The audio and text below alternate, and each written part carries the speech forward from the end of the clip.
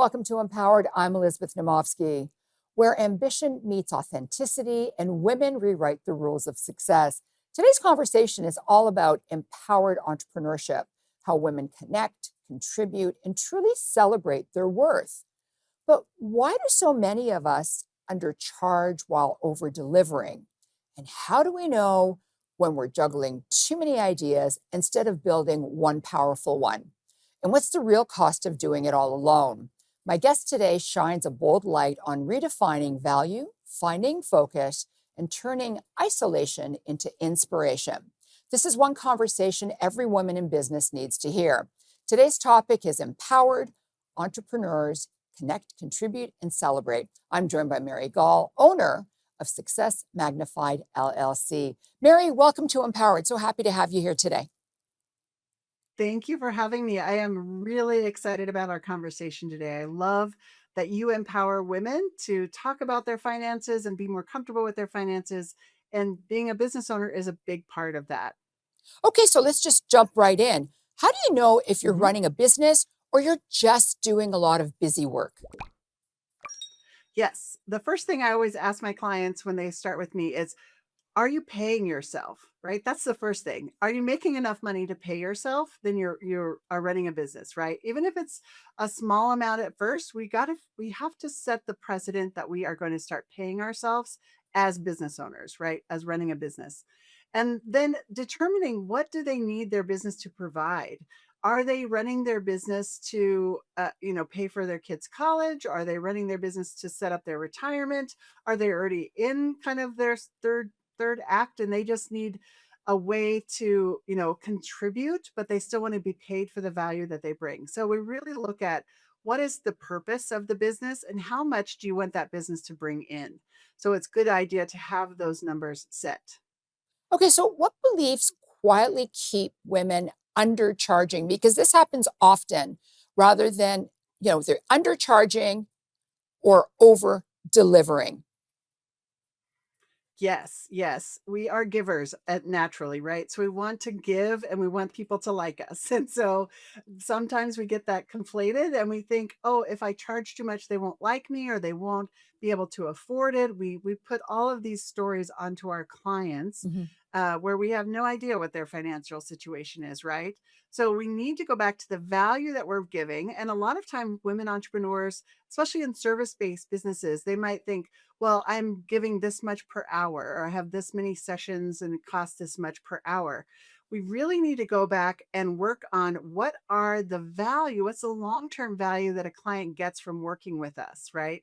So for example, if you're working with somebody on their finances, you might work with them for a couple of hours to put a plan together, but then the value of that plan is exponential throughout their lifetime, right? And that's the value that we're giving to that person, not just our 2 hours of our time.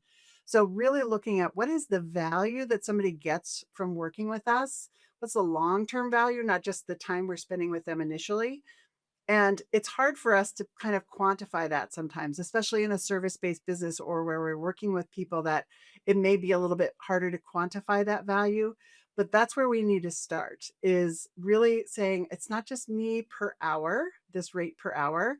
And if I want to raise my rates, I don't always have to provide more services, right? Mhm. I'm talking about the value that I'm giving the client. And if give somebody a strategy that then they can turn into their business and make another $100,000 a year, that hour was exponentially more than what I'm charging them, right? So the value of that is there. So looking at switching that around, not just the time value, but what's the long term value? And then what do you bring to the table? So we've got less than a minute to commercial break, but I want to start on this question. How can action create clarity when you feel stuck or just overwhelmed? Yes, yes. So the simplest action is what I call doing a brain dump, right? And that you can do in 20 minutes with a piece of paper and a pen. Get all those ideas out of your head and then start to go back and prioritize those things, right? So I tell people get them all out of your head onto a piece of paper or a whiteboard, then go back and put a dollar sign near the things that are going to either cost you money if you don't do them or add money to your bottom line if you do focus on those things, right? So that can help us prioritize those things that are more busy work versus things that are income generating or things that might cost us money if we don't address them. All right, we'll be right back with more.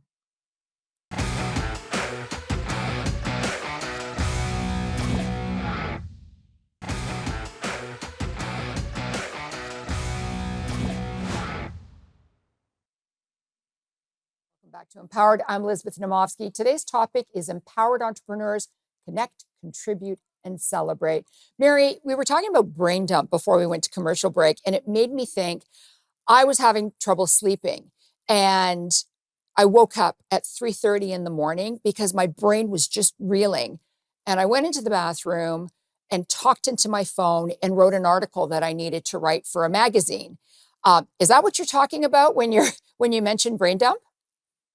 Yes, yes. So when you sit down at your computer or it's 3 in the morning and your brain is spinning about, oh, I need to send that contract. I need to, finish this proposal. I need to reply to this email. I need to write this article. There's no shortage of things that we always have spinning in our heads for Mhm. our businesses and for our personal lives, right? We have birthdays we need to acknowledge and trips we need to plan and all kinds of things, right? So I think just I love setting a timer and saying, for 20 minutes, I'm going to just get everything out of my head that I'm thinking of. And I usually categorize it into business things and personal things. And then, like I said, if you can go back and because that can be overwhelming when you see that whole long list and you're like, how am I ever going to get this all done? Right. But if you start to prioritize that list by what's going to cost you money, what's going to make you money in your business, right, and your personal life, and then go back through and say, what are marketing related things, right? Or is this something I can delegate? Is this something I can hand off? What do I need to have in place? Then you can kind of work through and cluster those things Mhm. and then build time in your calendar to actually implement those. So if you have a list of 10 things that are related to marketing, build a marketing block in your calendar and mark those 10 things and get those all done. So it's all kind of the same energy, the same thought process when you're working on those things together. And then you can actually get those done and move on to the next set of 100 things that runs through your brain the And next you'll be day, able right? to sleep better. You'll be able to sleep better. Yes. So, Yes. so what does it actually look like to lead yourself like a CEO instead of an employee in your own business? Yes, it really is honoring your calendar, I think is important, right? So we put things on our calendar that are things that we mean to do to work on our business. And then a client calls or then something else comes up or a networking meeting we need to go to or a social media post we need to put out there. And we never really go back and honor that time for us to spend thinking about our business, having that CEO time, and that means really taking a broad look at what do you want your business to look like in the next 3 to 5 years? What are your numbers in your business? Knowing those numbers is so key. What are your marketing numbers? What are your revenue numbers? What are your profit and loss numbers, right? How is your business growing? And is it on plan? Is it on trajectory for where you want to grow it? And so taking that valued CEO time on a weekly, monthly, quarterly basis for sure, that's the first step, is honoring that time as a CEO. So I've heard you say set the date many, many times. Why is set the Yes. date one of the most powerful strategy tools entrepreneurs actually ignore? Yes. Because if you're working in a business by yourself or with a team, right? If you don't have a deadline, Peter Drucker, I think, said, what gets measured gets managed, right? So if you have a deadline, you have a measurement to start achieving things by that deadline. And it really does give us that first level of accountability. I'm going to achieve this by this date, right? And having that date in your calendar, and the more public you can make that date, telling your team about it, setting those goals for yourself. If you need an accountability partner or setting it out on social media, right? The more you can have that date, it gives us that first level of accountability. Then you can start working backwards to meet other deadlines so that you can have those things on that date, right? When I wrote my first book, I planned the party first. I set the date for the party, and then I worked backwards to meet all the other deadlines of when I had to get it to the publisher and the printer and the editor and all of that kind of thing. So setting the date gave me that end goal that I knew I had to meet. See, I love the fact that you just said you wrote a book, but you planned your party first and then worked your way Yes. backwards. Because a lot of people wouldn't Mhm. do that. That's counterintuitive. They typically you set the Right. date of starting to write and then you move on.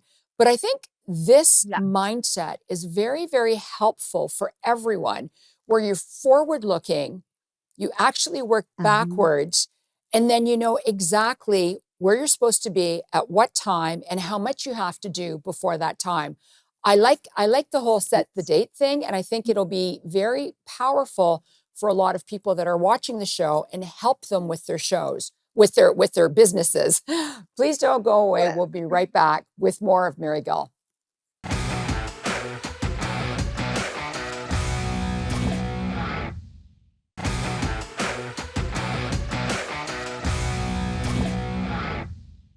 Welcome back to Empowered. I'm Elizabeth Naumovski. Today's topic is empowered entrepreneurs connect, contribute, and celebrate.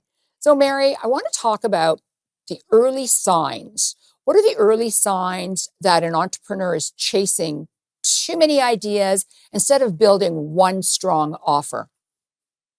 Yes. Well, it can be waking up at 3 in the morning, right? With too many ideas. Like, oh, I got to write the book. I got to do the podcast. I got to do all of the things, right? So it can be a sign of lack of sleeping, can be one of the signs. But usually we have no shortage of ideas and Mhm. we're bombarded with information and opportunities of how we can grow our business, right? So then it becomes getting clear about what you want your business to look like. We talked about that in the first segment. What do you want your business to provide you? And what do you want your business to look like? And when you're clear about that, that helps to eliminate some of the noise about the things that you should be doing or need to be doing, because everybody else is doing it. So getting really clear about why you're in business, who you serve, and what you want your business to look like. That will help eliminate some of those extra ideas. And then again, going back to what serves your clients, what serves your business, what serves that why, and that can help eliminate again some of that extra noise that we our brains are constantly thinking of ideas. Okay, so how do you decide what deserves your energy this quarter and what doesn't? Because there's so much information out there, a lot of noise, as you Mhm. were just saying. So how do you know? Yeah, it really goes back to do you have annual goals and like a 3 to 5 year plan, right? So is what you're trying to do in alignment with what you're trying to build? And so if you're trying to build a service-based business and then you say, "Oh, well, I'm going to write a book." Right? That book may take you a year to get done. So, is there something else that you could be doing in the meantime that makes more of an impact to your bottom line or to your employees or your staff or to your clients while you're working on that book? So, sometimes you can look at a timeline of a project. Sometimes you can look at, do we need to have cash influx right now? So, we've got to make some sales. We've got to tweak our product line. We've got to, whatever that looks like. So, looking at what is the problem you're trying to solve and is that in alignment with where you want to go with your business. So what systems should every solopreneur build before scaling? Yes, a great network. I think you've got to have a network. You've got to have a network of people that are potential power partners, people that are potential clients, obviously. And then you've got to have what I call peer advisory boards, right? So you have to have this trusted advisory group where you can, and I work with small business owners, right? So if you're in the corporate world, you've got board of directors and those kind of people that can give you some strategy and advice. But if you're a small business owner out there building your business by yourself, you really do need that community where you can go and ask questions, you can learn from each other, you can contribute to each other. And so I think that's an important piece. And then obviously you've got to have a way to handle money, right? So get money through your business. And then what do you do with the money on the back end of your business, right? Telling your money what to do and how it works for you in your business. And then a way to keep in front of your clients and manage your staff and all of those kind of things. So depending on the size of your business, there are different systems that you need, but we need to build our networks first, our power partners, and then obviously money is important for any business, so you have to be able to receive money, process the money, put the money to work for you, and pay your people and pay yourself. So speaking of money, how do you move from inconsistent income to predictable momentum. Yes. This is where building that powerful network can really help you. So if you have a really powerful network of power partners that are going to send clients your way, make referrals, make introductions, and then building your current client database, right? So we want to make sure we have those really tightened up. So we're nurturing the people that come through us. We're building great, strong, powerful relationships with referral partners so that they're consistently sending people our way, right? There's so many ways to market your business now. And, with AI, there's even more ways to market our business and be found online. And so we really want to make sure we're still keeping those human connections because a strong word of mouth referral beats any social media post any day of the week, right? So it's really interesting because you brought up two things that are constants on this show. Number one is your network. Number two is your Hmm. community. And those two keep popping up on, if it isn't every episode, it's every other episode. So don't go Yeah. away. We'll be right back and discuss where women most commonly overcomplicate their marketing.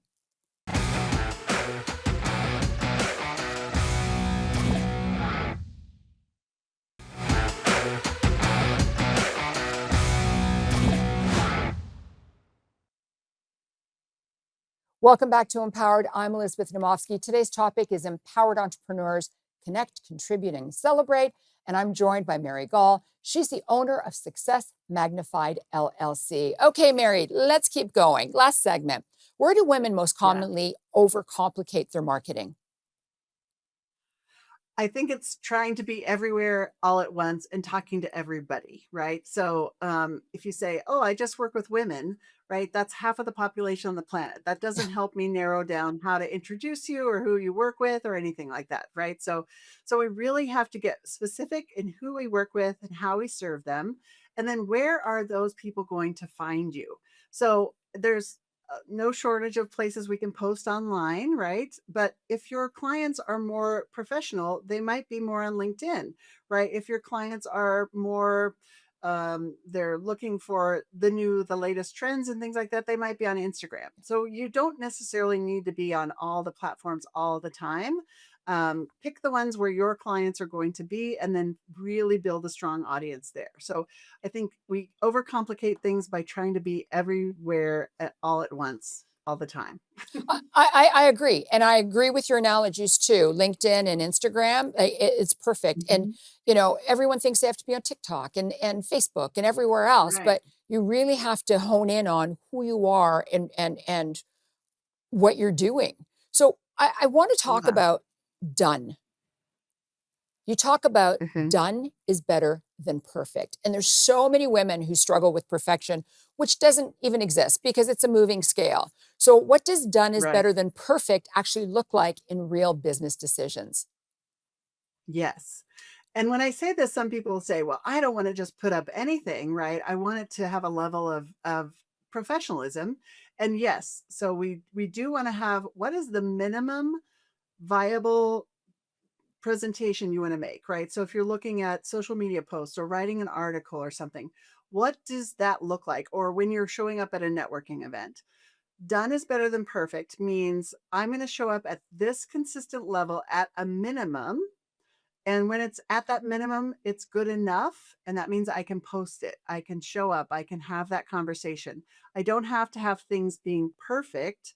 We don't want to let people start saying done is better than perfect and just throw anything up there Mhm. online, right? So we want it to have a certain standard. You have to make sure there's no typos and the links all work. And we want that level of professionalism, but you can tweak something forever and ever, right? With my book, for example, you can tweak a book forever and never finish it. So setting the date and then done is better than perfect, meaning, yes, there's still things I would go back and edit, but I had to get it done at some point. You have Yeah. to get it completed and get it out to the world.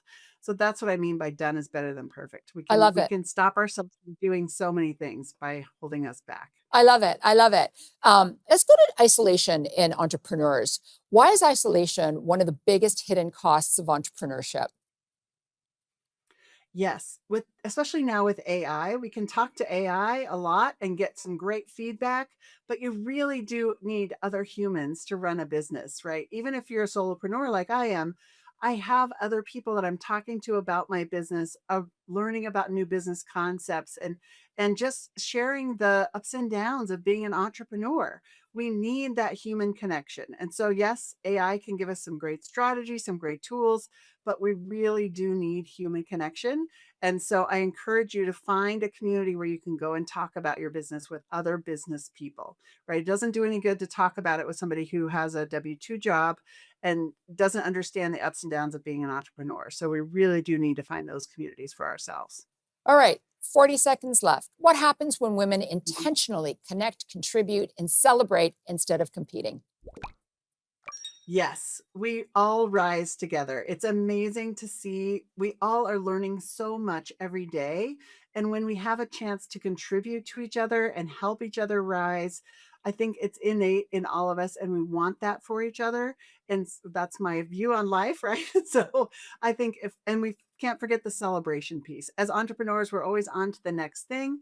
And we really need to stop and celebrate all of those wins along the way. And if we have a community to celebrate with, even better. I love it. Thank you so much, Mary. Thank you. It's been my pleasure. Mary wants you to know success isn't built in giant leaps. It's built in small, brave decisions made consistently. Set the date, use a timer, take the next step because action creates clarity and done is always better than perfect. When women surround themselves with the right people, momentum stops being a struggle and starts becoming a rhythm.